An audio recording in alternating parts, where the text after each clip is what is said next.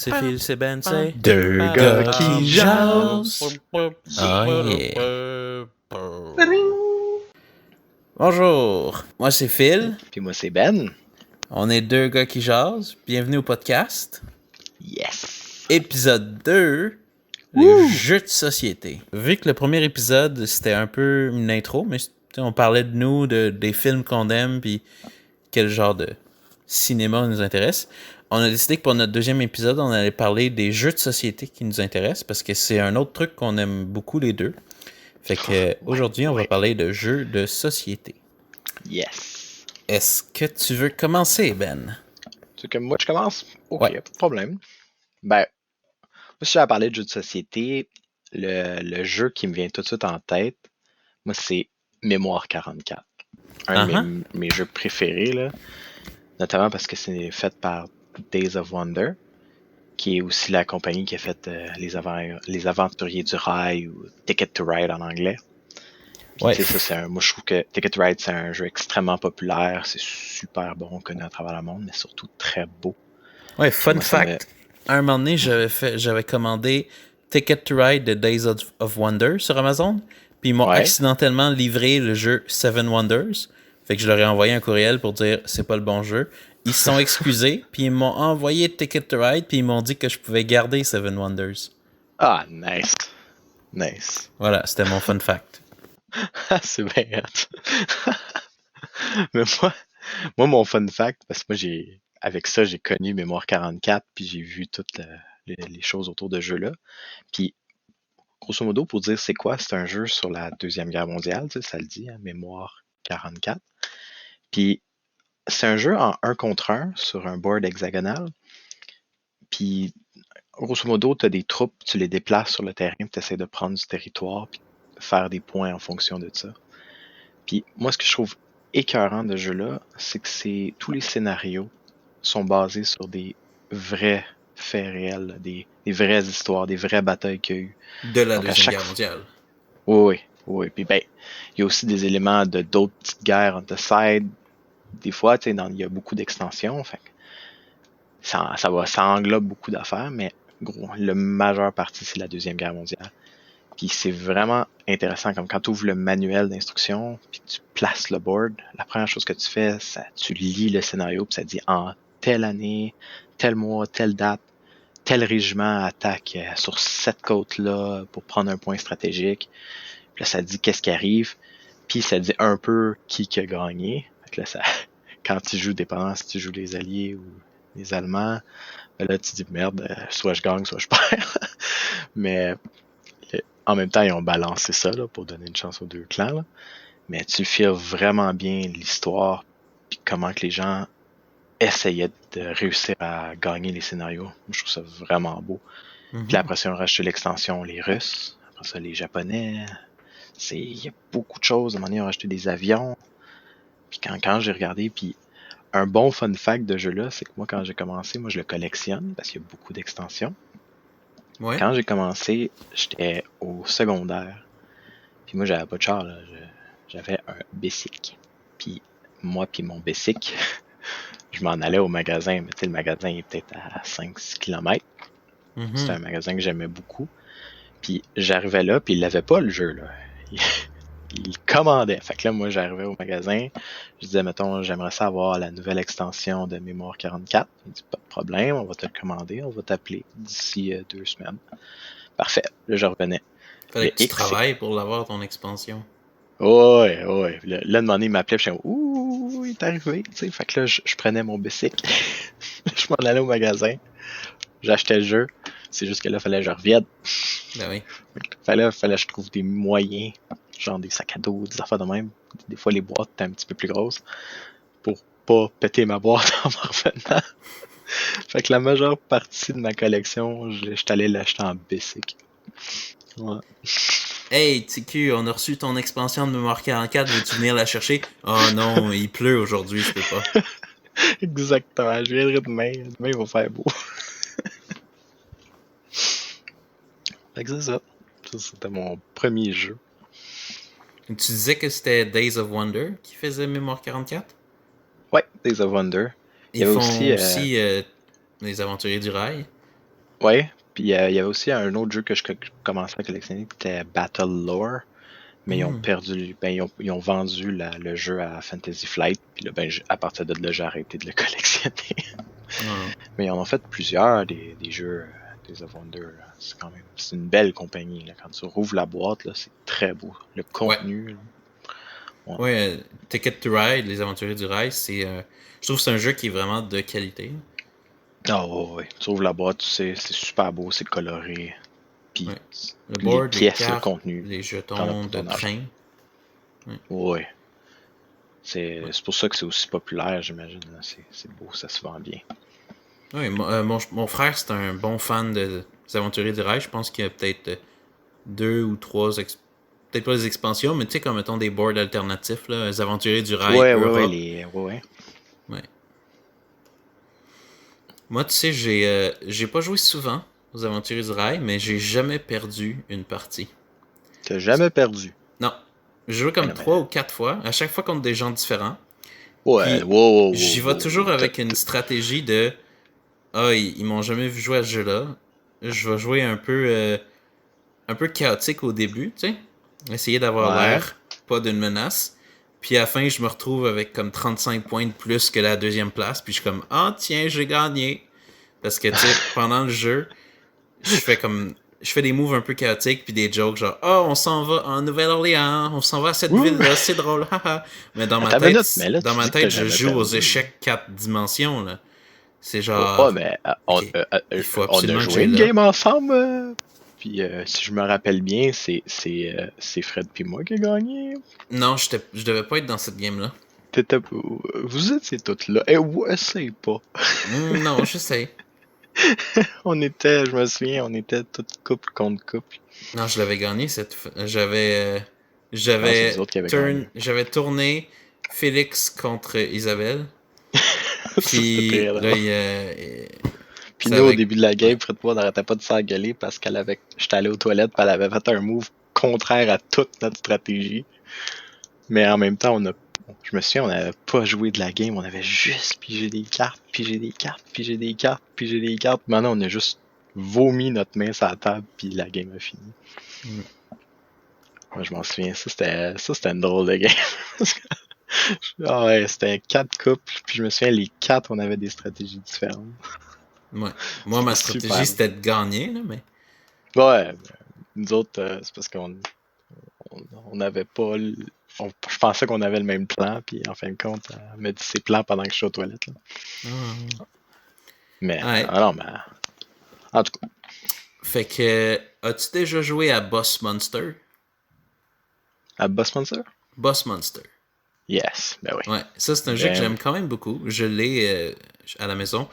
Tu joues à un boss, tu construis ton petit donjon, t'as les aventures qui rentrent, tu les tues. C'est le fun parce que tu joues le méchant. Ouais, Dans beaucoup de c'est vrai jeux, que c'est le autant fun. jeux vidéo que jeux de rôle, que jeux de société, tu joues le héros. Là, dans Boss Monster, tu construis un donjon puis tu tues les héros pour te faire des points. Puis je trouve Que, ça drôle comment que ton but, c'est d'attirer les héros dans ton donjon. ouais, tu les collectionnes. Ouais. Puis là, ben, si ton donjon est pas assez appealing, les héros ils viennent pas. Fait que tu fais pas de points. J'aime aussi beaucoup l'esthétique un peu 8 bits du jeu. Ouais, ben ouais, puis Euh, il y a beaucoup de Easter eggs aussi, des caméos de jeux vidéo, des affaires de même. Là. ouais. Je pense que c'est le genre de jeu qui est designé visuellement pour attirer la nostalgie des gens de notre génération et un petit Ouais, peu puis ça plus marche. vieux. Là. Ouais, ça marche. Ça, Là. Je veux dire, moi ça, je ça l'aime marche bien, très bien. l'esthétique du jeu. Que... Ouais, c'est ça, c'est un jeu que je joue quand même pas mal. Là. C'est le fun à jouer en 1v1, c'est le fun à jouer en groupe de 4 personnes. Ouais. Mais Fait ça dépend que. aussi de ton groupe, là. Comme nous autres, moi j'ai joué beaucoup de games. Mhm. Puis j'ai eu des groupes parce que le jeu était le fun. On avait chacun nos stratégies. Un qui jouait plus avec les sorts. Il y a comme des sorts dans le jeu, là, des spells. Ouais. Un autre qui jouait plus avec les traps puis ces pièces. L'autre qui jouait plus agressif. Puis ça, c'est le fun. Chacun a sa stratégie puis on essaie de faire nos points de notre manière. Mais j'ai eu des games que c'était la guerre. Là. Le but, c'était pas de faire des points. Le but, c'était tuer les adversaires. Là. Tout le monde essaie de s'entretuer. Là. Genre, tant pis pour les points. Là. Si tu meurs, je gagne. Là. Fait que, il s'en foutait des héros. Il voulait juste envoyer tous les héros chez les adversaires pour qu'ils meurent. Là. C'est très drôle. Ouais, mais Colin, là, t'es comme, ok, ben là, je vais mettre des pièces poches parce que je sais que je vais me faire arracher la tête. Alright. Alright. Y a-tu un autre jeu dont tu veux parler? Ouais, on parle de mon prochain jeu. Ben, je dis ça comme si c'était une surprise, mais j'ai la liste des jeux qu'on va parler. Bon, la magie est disparue. C'est le temps de parler de magie, justement. Ouais, ben on va parler de... Ben ok, on commence dans la magie. Ben, on va parler d'un jeu que je trouve qui était vraiment le fun. Ça s'appelle Magic Maze. Magic Maze. Mais c'est vraiment le fun conditionnellement. Ben, c'est parce que Magic Maze, ça a sa manière d'être intéressant. Puis, tu sais, je sais pas comment l'expliquer. Tu commences à jouer, puis au début, c'est super stressant. Puis, pour ceux qui savent pas c'est quoi, on va l'expliquer un peu. Là, en gros, c'est un jeu où est-ce que tu as des petits pions sur la table, tu as un objectif, puis faut que tu te rendes à l'objectif avec les pions. La première twist, c'est que chaque joueur a juste le droit à une habilité. Par exemple, d'aller vers l'est. Ben moi, je peux juste aller amener les pions vers l'est, tandis que mon voisin, lui, peut juste les emmener vers le nord, et ainsi de suite, selon tous les joueurs autour de la table. Ce qui fait que des fois, vu que c'est un maze, ben c'est dur de déplacer les pions dans les bonnes directions parce que moi, je peux juste les déplacer dans une direction. Fait que là, il faut que j'attende que mon voisin fasse l'action pour continuer le mouvement du petit bonhomme. Mais pourquoi tu dis pas à ton voisin de faire l'action? Puis la deuxième twist, qui est probablement la raison pour laquelle le jeu est le vraiment fun bon, conditionnellement, c'est que t'as pas le droit de communiquer, t'as pas le droit de parler, t'as pas le droit de faire des gestes, t'as pas le droit de rien faire. La seule affaire que t'as le droit de faire, puis ça c'est probablement une des meilleures pièces qui a été inventée dans l'histoire des jeux de société, ce qui est aussi la pire, là. En tout cas, c'est la meilleure et la pire. C'est une pièce, c'est un gros jeton, genre un gros meeple rouge. Puis lui, ce qu'il fait, son nom, c'est fait quelque chose. Fait que quand un joueur il dort au gaz, puis il bouge pas, là, puis tout le monde attend qu'il bouge pour pouvoir avancer les pions, quelqu'un prend le pion, fait quelque chose, puis le met devant sa face. Fait que c'est super drôle comme pièce, jusqu'à ce que tu pognes un joueur qui s'approprie cette pièce. C'est pour ça que la pièce devient la pire pièce de l'histoire, parce que quand un joueur s'approprie la pièce, puis qui commence à stresser, il fait un petit mouvement, puis il claque devant la personne qui veut qu'il joue. Mais là, l'affaire, c'est que ça fait ça. Là, ça fait clic, clac, clic, clac, clic, clac. Là, t'as juste une pièce qui fait des clacs devant tous les joueurs. Puis à un moment donné, on stand, puis on veut juste stabber, puis frapper le gars qui arrête pas de faire des clacs devant toi. Hey, crime, je l'ai vu bouger la pièce. Là. Je sais que c'est à moi à jouer, t'as pas besoin de la mettre devant moi. Là. Fait que non seulement je veux le frapper, mais j'ai pas le droit de dire que c'est un cave. Mauvais mot. Mais bon. Ouais, je te dirais que le plaisir que tu sors de Magic Maze, c'est 100% dépendant d'avec qui tu joues. Puis là, tu vas me dire, c'est le cas de tous les jeux de société. C'est à quoi je vais te répondre. Oui, ta gueule. Oui, c'est vrai. Mais j'avoue que lui, il dépend plus des joueurs. Il faut vraiment que tu aies une bonne synergie avec le monde autour de la table. Ah, puis j'ai oublié de dire, c'est timé, genre, t'as un timer. Un sablier. Ça, faut que tu fasses puis aussi, dans le fond, il y a 4 jetons qu'on contrôle. Tout le monde contrôle tous les jetons en même temps. C'est pour ça que c'est complètement le chaos. Puis là, il faut ouvrir de nouvelles pièces. Fait que le maze, le labyrinthe, il est généré aléatoirement parce qu'on pige les pièces puis on les dépose aux nouvelles entrées. C'est des pièces en position aléatoire. Il faut aller chercher certains objectifs. Fait qu'il faut qu'on explore le labyrinthe pour aller chercher les pièces et que ça devient le chaos total. Puis si on joue avec des gens qui comprennent pas le concept du jeu, ça peut être vraiment long. Oh ouais. Genre, il y a combien de fois j'ai joué des games qu'il y a juste un pion qui se déplace sur les 4. Puis là, je regarde le monde, puis j'essaie de, tu sais, comme hey, c'est parce qu'il y a 4 pions sur la table, là. T'es pas obligé de focuser sur lui, là. C'est parce que moi, j'attends depuis tantôt pour les 3 autres, là. Ah, Mm. combien de fois c'est arrivé.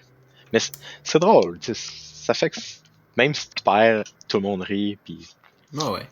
il y a toujours comme le bouc émissaire qui, tu sais, t'es comme, tu sais, réagis, là. Mhm. Puis il y a toujours un autour de la table qui réalise pas son pouvoir ou ce qu'il faut qu'il fasse.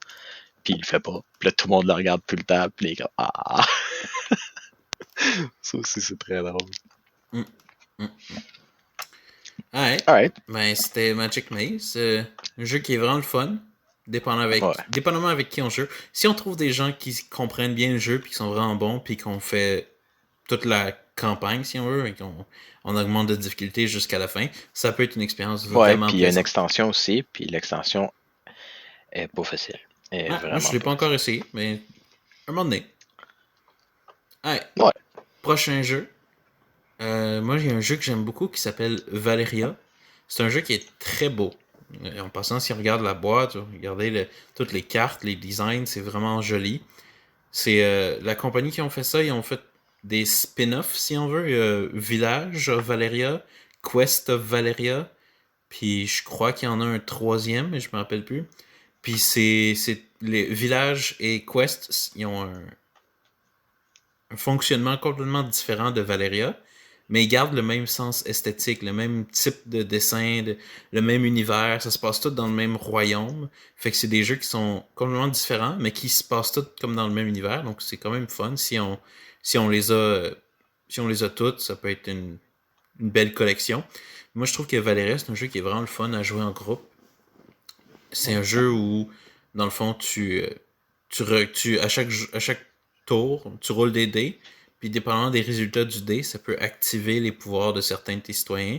Puis là, tu peux aller recruter des citoyens, construire des locations ou aller vaincre des monstres dans des donjons. Donc, c'est un jeu qui a quand même une belle variété, un beau style qui fait beaucoup penser à Donjon Dragon ou aux jeux fantastiques un peu dans le genre que d'ailleurs, on risque très fort probablement de discuter de jeux de rôle et de Donjons Dragons dans un épisode futur du Ouais, ça, c'est podcast. son propre épisode en Spoiler soi, là. alert. Mais ouais, non, c'est ça. Moi, j'aime beaucoup tout ce qui est fantastique, science-fiction. Fait que Valeria, c'est un beau, gros jeu qui a quand même une très bonne rejouabilité parce qu'on peut faire varier les trucs. On peut choisir différents donjons à placer dans le jeu. Différents héros, différents citoyens, différentes locations. Donc, c'est un jeu que à chaque fois que j'y ai rejoué, la game était différente. Aussi, les gens avec qui je jouais étaient différents. Fait qu'il y avait des stratégies différentes. Donc, c'est un jeu qui est quand même assez facile à avoir du fun en y rejouant. Donc, un bon jeu. Ouais, ben, moi, personnellement, j'y ai jamais joué. Tu Mais devrais, j'en ai c'est quand bon. même pas mal entendu parler. Fait que, tu sais, quand tu m'en as parlé, j'ai fait, ah, ouais, ouais. Puis là, j'ai vu un peu, puis c'est vrai que c'est un beau jeu, mais Très beau. je sais pas, j'ai pas eu la chance de jouer, tu sais, en même temps, il y en a beaucoup, là. Juste un petite capsule, beau jeu. On va pas en parler beaucoup, mais récemment, dans les dernières années, un jeu que j'ai découvert que je trouve excessivement joli, c'est le jeu Photosynthesis, où tu fais pousser Ah, des ben oui. arbres et tu collectionnes de l'énergie solaire. Donc, c'était ma capsule jeu excessivement joli, avec un design vraiment beau, puis vraiment travaillé. Donc, Ah, ben, photosynthesis. Ça, par exemple, j'y ai joué. ouais, c'est Oh boy, très. ça, puis Puis le fun jeu est fact, très le là, fun, là. Mécaniquement, c'est une merveille aussi. c'est dans mes histoires de ce jeu-là, à un moment donné, on avait fait une activité juste pour ce jeu, là.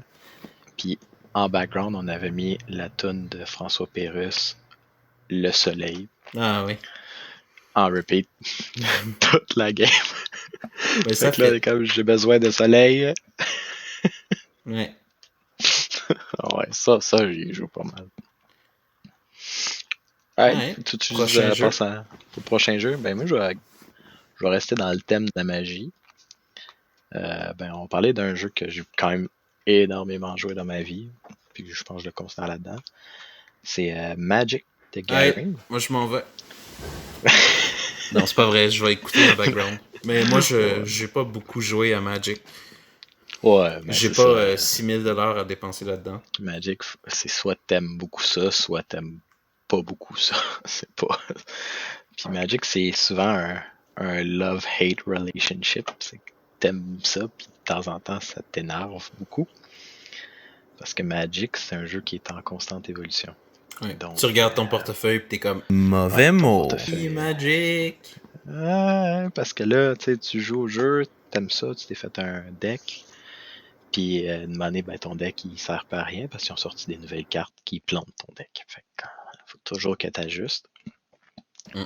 Puis il y a aussi le fait que Magic, ça a été considéré longtemps comme le jeu le plus difficile à apprendre pour ceux qui savent pas jouer. Parce que justement, il y a toujours des nouvelles règles qui arrivent constamment. À mesure qu'il évolue, il est de plus en plus difficile. Fait que moi, personnellement, j'ai fait des capsules pour les gens pour qu'ils apprennent à jouer à Magic.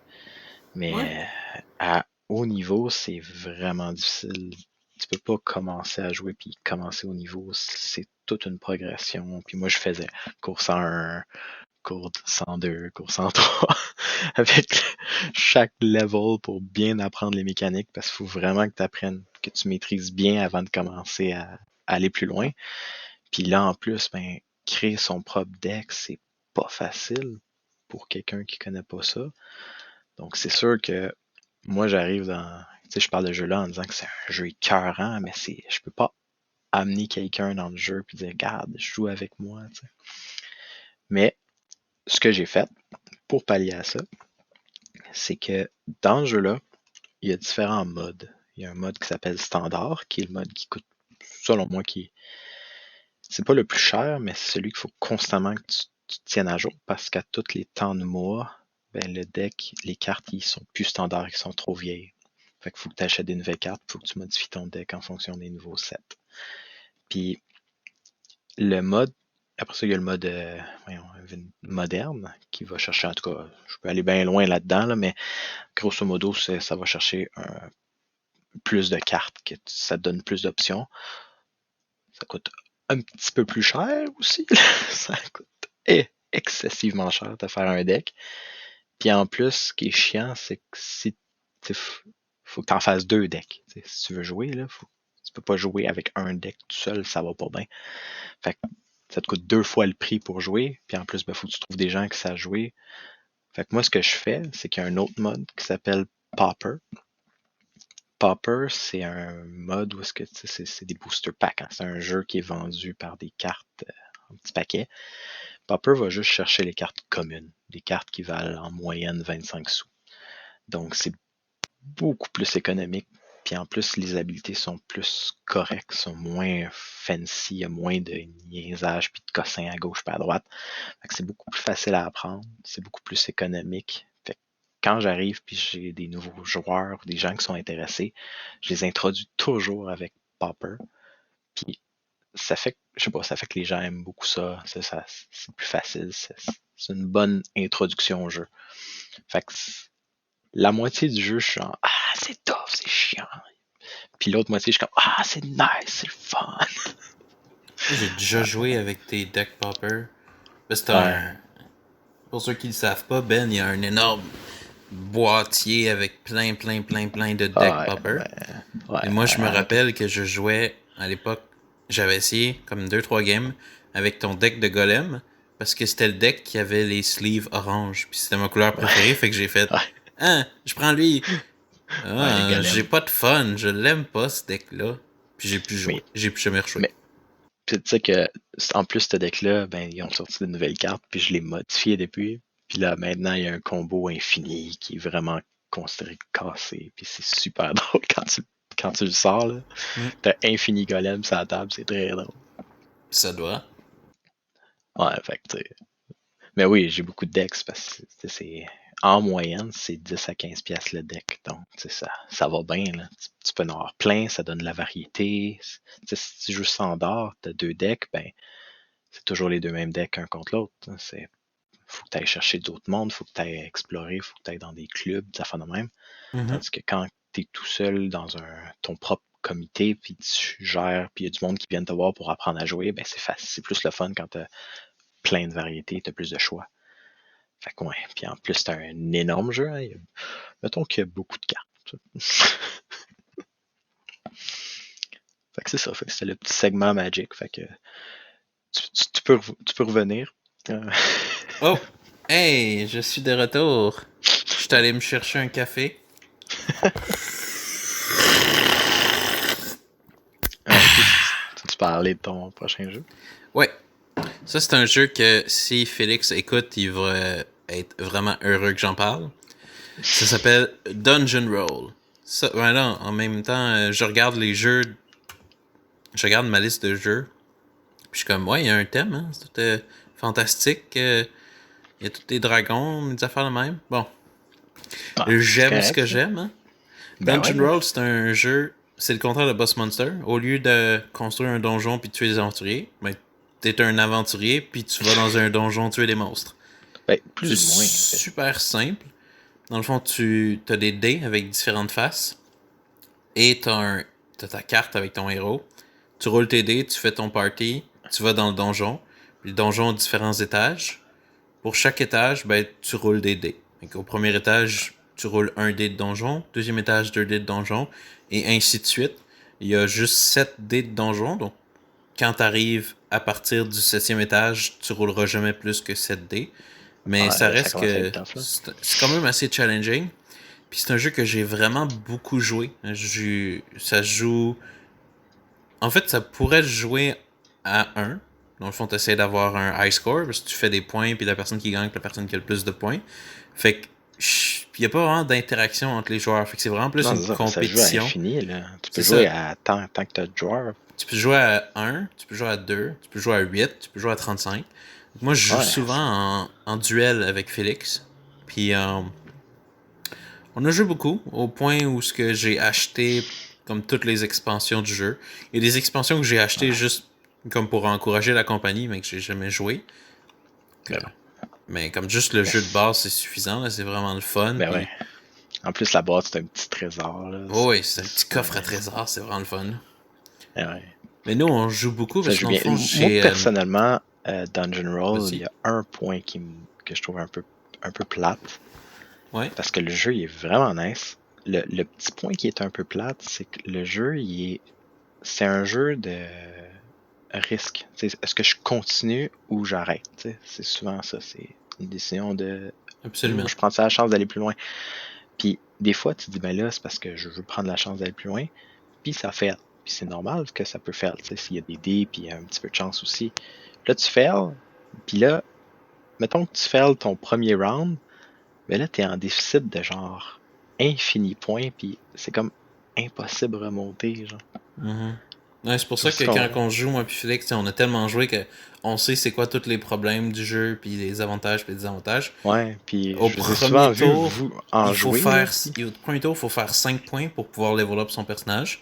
Puis on y va tout le temps que, comme, mettons, si on a juste 4 points, on fait le prochain étage. Puis si on meurt, ben on se donne 5 points quand même, parce que sinon, il n'y a pas de challenge, tu sais. Parce que si une personne fait 5 points puis monte son héros, rendu au deuxième étage, il y a des power-ups de plus que l'autre joueur n'a pas, qui le met à un énorme désavantage, qui fait que ben si t'as pas fait 5 points au premier donjon puis que l'autre a fait 5 points, ben t'as déjà perdu, tu sais. Ouais, ça vaut même pas la peine d'aller au deuxième round puis au troisième round. D'où l'avantage d'avoir joué souvent, c'est qu'on connaît ces problèmes-là puis on peut les résoudre avant qu'ils se pointent. Mais sinon, quand les deux font 5 points, c'est tellement drôle. Là. Ouais. Oh, by the way, pour ceux qui connaissent le jeu, mon héros préféré, c'est le gobelin. Vraiment cool. Évidemment. Ah ouais, le gobelin.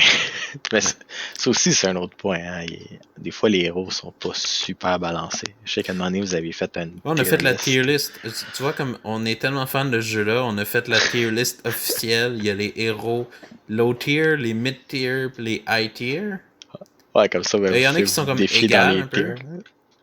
Le héros préféré de Félix, c'est le Dragon Slayer? Non, c'est l'enchantresse. Parce que elle, dans le fond, les scrolls peuvent être utilisés comme n'importe quel membre du party. Fait que, tu sais, mettons, quand tu te bats contre le dragon, il faut que tu aies 3 héros différents pour pouvoir le tuer. Lui, il met 3 scrolls, puis il est comme, ça c'est un champion, ça c'est un fighter, ça c'est un cleric. Parce que quand t'as l'enchantresse, les scrolls comptent comme n'importe quelle phase de dé. Fait que si son équipe c'est toutes des Skrulls, il a gagné, tu sais. Ben ouais. Ouais. Mais tu sais, mais il y a d'autres héros que certains bonhommes vaut tel bonhomme, puis là, t'es comme tu sais, c'est pas tant bon. Là. Ouais, eux sont C'est. pas mal tous dans mid to low tier. Là. Ouais. Le top tier, c'est Dragon Slayer. Il est juste Ouais, vraiment Dragon fort. Slayer, Les deux il est high vraiment tier, fort. on a défini que c'était justement l'Enchantress puis le Goblin Lord. Goblin Mhm. Chieftain. Ouais. Ouais. Bon, ben, je pense que ça va être ça pour Dungeon Roll. Hein. Tu veux-tu passer Alright. au prochain jeu avec un X? Yes, ouais, je vais passer. Là, on va sortir un petit peu de la magie, mais on va y retourner parce que j'aime le thème de la magie. Ouais. Moi, il y a un jeu qui m'a beaucoup marqué et que j'ai pas mal joué. Puis moi aussi, hein, j'ai tellement joué que j'ai vu les flaws puis les petits problèmes, puis là, on les fixe. Là. En fait, c'est les jeux de deck building games. Puis pour moi, le papa des deck building games, c'est Dominion. Dominion, en tout cas, Fred puis moi, là, Fred, puis on a joué beaucoup de games de Dominion. Puis ça devenait compétitif. Puis à un moment donné, on s'est rendu compte que Dominion, ben, à force de jouer, les patterns revenaient. T'sais, moi, j'avais une certaine stratégie, elle avait une certaine stratégie, puis on voyait le monde autour qui essayait de développer. Puis je trouvais que à un moment donné, c'était, mettons, une carte qui s'appelle Festival.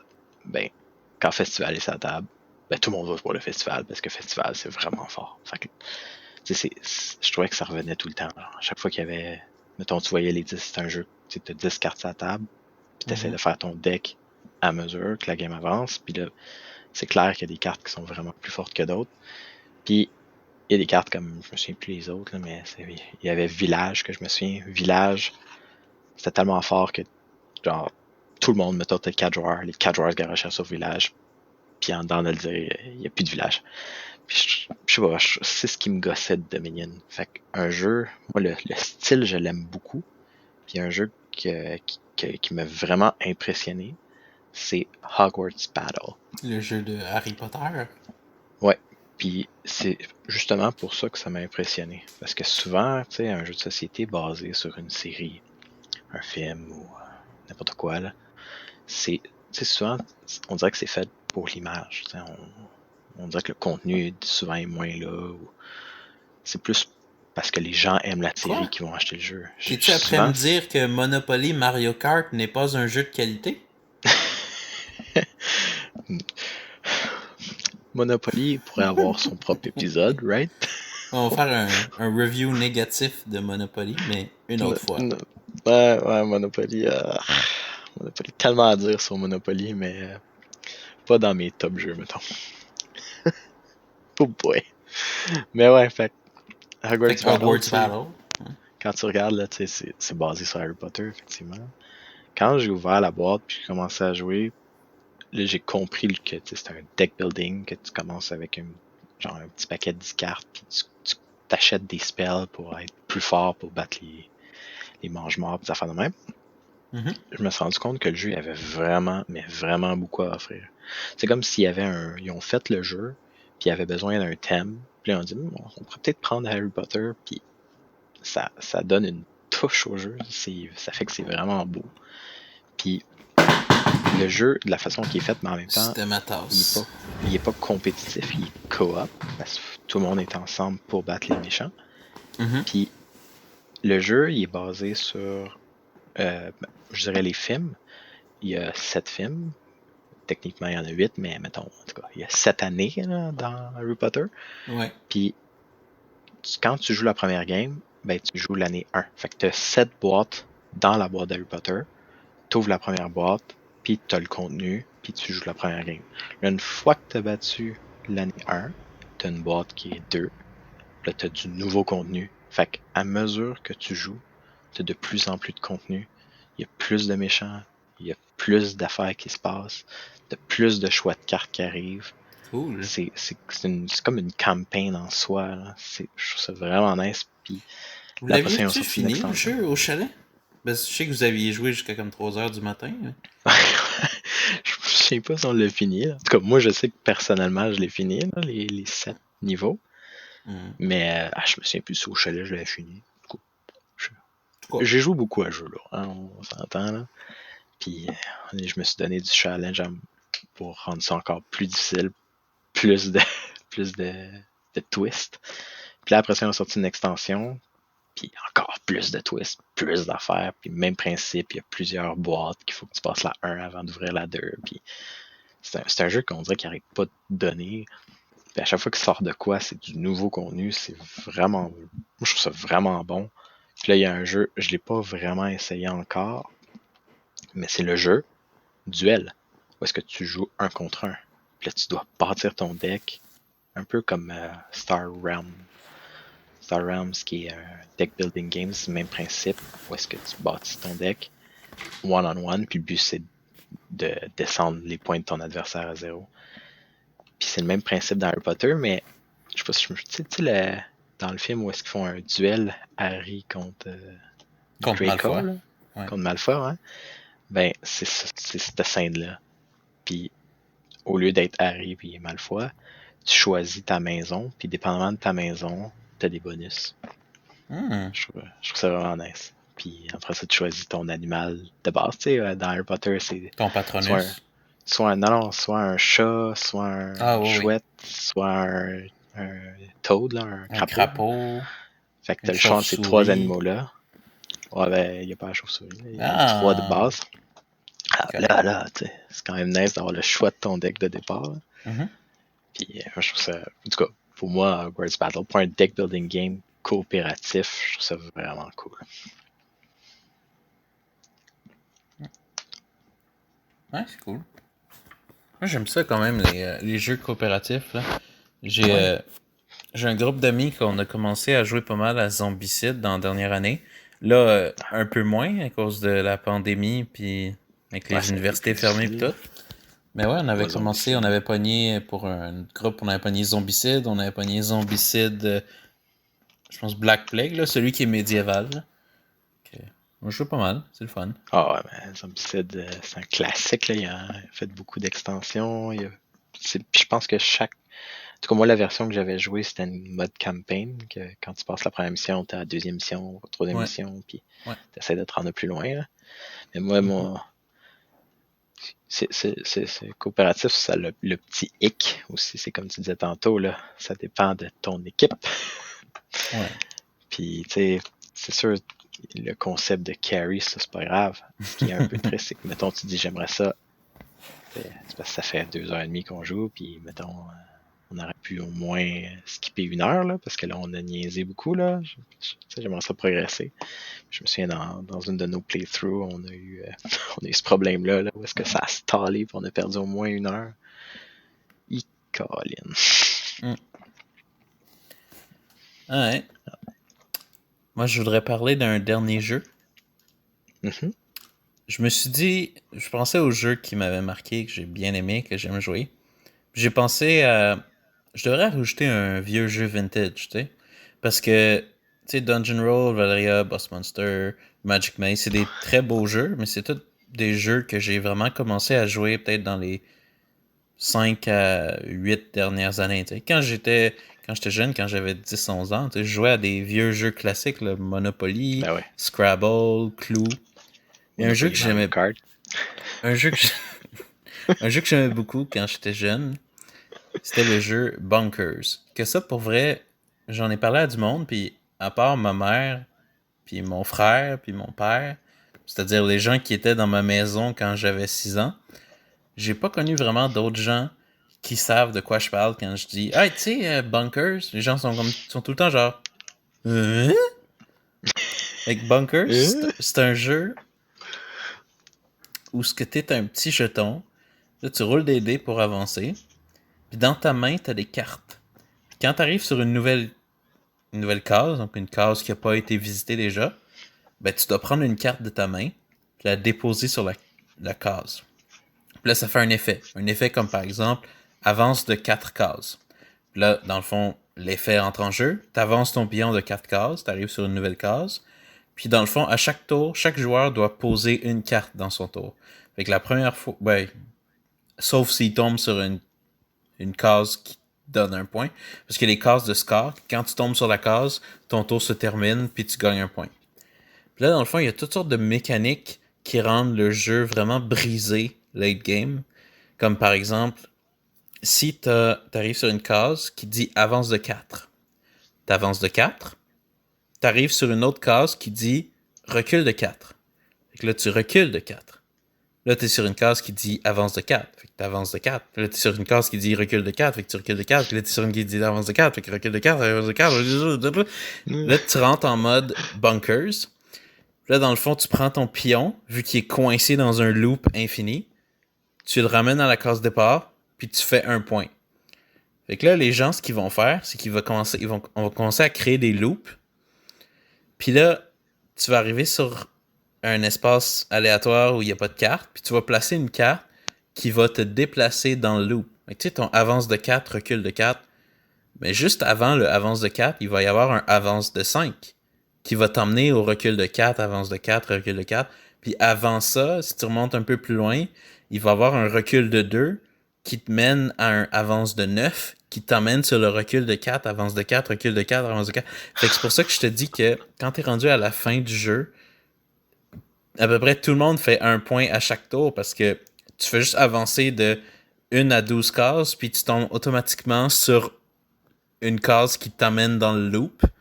Fait que c'est très drôle comme jeu. Ah ben ouais, ça a l'air bien drôle. C'est très très drôle. Puis il y a une zone où tu as des cases qui te font perdre des points. Mais en fait, tu as une case qui te fait perdre des points, puis tu as des cases qui t'emmènent à cette case-là.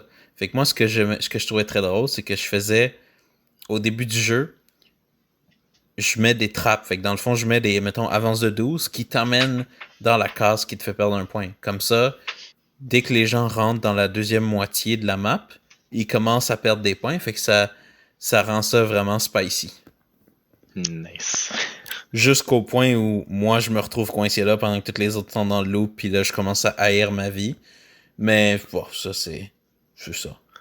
Ah ouais, c'est drôle. Mais oui, non, c'est vraiment bon comme jeu. Puis, comme je te dis, jamais personne à qui j'en parle sait de quoi je parle.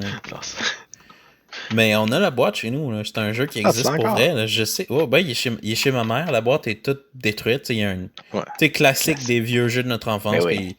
Les barres sont toutes déchirées. C'est pas un vrai vieux jeu d'enfance. Puis il y a un élastique. Il y a un petit élastique qui tient le couvercle sur la boîte. Puis quand tu le shakes, ça fait que parce qu'on n'a plus les boîtes qui contiennent les jetons puis les trucs de points. Fait que, ouais. Nice. Fait que moi, c'était ça. C'était mes jeux. As-tu un dernier truc que tu voulais dire à propos des jeux de société? Je pourrais parler pendant des heures et des heures de jeux de société, là, on s'entend, là. Ouais. Dans le fond, ma question était un peu... ouais. Ouais, faudrait je pense qu'on va se limiter à ça. Ouais. Ah, écoute, on va faire d'autres épisodes dans le futur. Comme on aime tous les deux beaucoup les... On fera d'autres épisodes sur d'autres jeux. Ouais. Là, toutes sortes de mécaniques. On pourrait en faire des épisodes plus ciblés. On pourrait faire un épisode... Ouais, justement, on comptait éventuellement faire un épisode sur le loup-garou, qui est à peu près à mi-chemin entre les jeux de société et les jeux de rôle, mais qu'il y a tellement de trucs à dire... Nous, en tout cas, on a tellement de trucs à dire sur ce jeu-là qu'on va y donner son propre épisode. Ben ouais, puis il y a d'autres jeux, là, tu sais comment... Ouais, moi, quand on a commencé, j'avais fait une liste, mais là, j'en ai coupé beaucoup, là. Ben oui, moi aussi. Ouais. Ouais. Donc, à nos auditeurs, premièrement, je voudrais vous remercier beaucoup de nous écouter. Nous, on commence ce projet-là, on a du plaisir.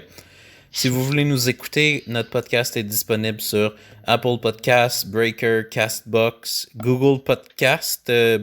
Je crois bientôt devrait être disponible. On est sur Pocket Cast, Radio Public, Spotify, puis sur le site du podcast, anchor.fm. Et on essaie de poster aussi une version vidéo sur YouTube, si vous préférez l'écouter sur YouTube. Mais sinon, on a notre fil RSS. Vous pouvez vous abonner, laissez-nous des reviews sur Apple Podcasts. Des reviews positifs, s'il vous plaît. Sinon, on vous aime quand même, mais c'est ça. Donc, merci beaucoup. Ouais, merci. Moi, c'est Phil. Moi, c'est Ben. Et on est deux gars qui jasent. Yeah!